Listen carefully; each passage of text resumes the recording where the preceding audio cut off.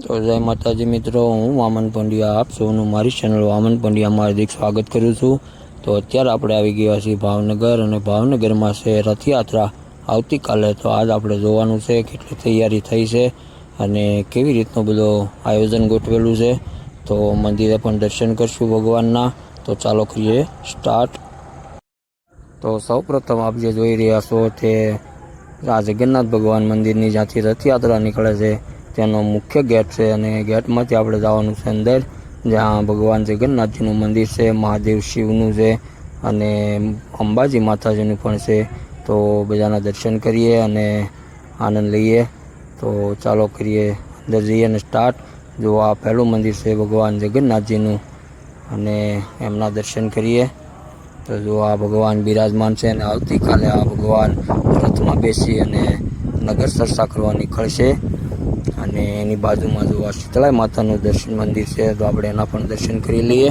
તો જો આ છે શીતળાઈ માતાજી, અને શીતળાઈ માતાની બાજુમાં છે કાકા બળિયા ભગવાન। તો આ પહેલાં શીતળાઈ માતાના દર્શન કરીએ। જો આ છે શીતળાઈ માતાનું મંદિર, અને એની બાજુમાં છે આ કાકા બળિયા ભગવાનનું મંદિર। તો જો અહીંયા લખેલું જ છે પાછળ પણ, અને આ છે એમનું ચિત્ર। તો નીચેથી આપણે એક ઝલક લઈ લઈ। જો આ રીતનું આ કાકા બળિયા ભગવાનનું મંદિર છે। દર્શન કર્યા બાદ આગળ વધીએ આપણે, ને કાકા બળિયા ભગવાનના દર્શન કર્યા, અને અહીંયા છે જો મહાદેવ, એના પણ દર્શન કરીએ। જો સરસ મજાના ભગવાન શિવ બિરાજમાન છે। જય મહાદેવ, હર હર શિવ શંભો। અને પાછળ માતા પાર્વતીજી બિરાજમાન છે, અને સરસ મજાના સુશણગાર સજેલા ભગવાન શિવ બિરાજમાન છે, એમના દર્શન કરીએ।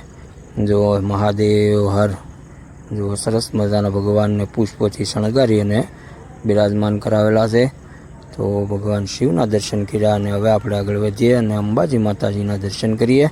તો જો અહીંયા મંદિરની અંદર અંબાજી માતા બિરાજમાન છે। જો અહીંયા અંબાજી માતા છે। જય અંબાજીમાં પણ શણગારનું કામ ચાલુ છે। તો જ્યાં સુધી શણગારનું થાય ત્યાં સુધી આપણે બાજુમાં પણ એક મહાદેવ શિવનું દર્શન છે, તો એમના પણ એક દર્શન કરી લઈએ। જો અહીંયા પણ એક ભગવાન શિવ બિરાજમાન છે। જય મહાદેવ, એમના પણ એક દર્શન કરી લઈએ। અને દર્શન કર્યા બાદ ફરી પાછા આપણે અંબાજી માતાજીના દર્શન કરીશું। જો આ છે મંદિરની ઉપર ધજા, અને આ છેલ્લું મંદિર છે એ અંબાજી માતાજીનું છે। તો જો આ છે અંબાજીમાં, ને સરસ મજાના માતાજીના દર્શન આપણને થઈ ગયા છે। જો આ દર્શન માતાજીના કરી લ્યો, અને હવે છે બાજુમાં આપણે બાલાજી મંદિર, એમના પણ દર્શન કરી લઈએ। પણ કાચની અંદર છે એટલે બરોબર દેખાતું નથી। તો સરસ મજાના બાલાજી ભગવાનના દર્શન થઈ ગયા છે આપણને, પણ કાચમાં છે એટલે બરાબર નથી દેખાતા। અને જો આ આખો મંદિરનો ઉપરનો વ્યૂ છે, અને ઉપરના ધજા ઉપર કીરી છે, અને આ છે,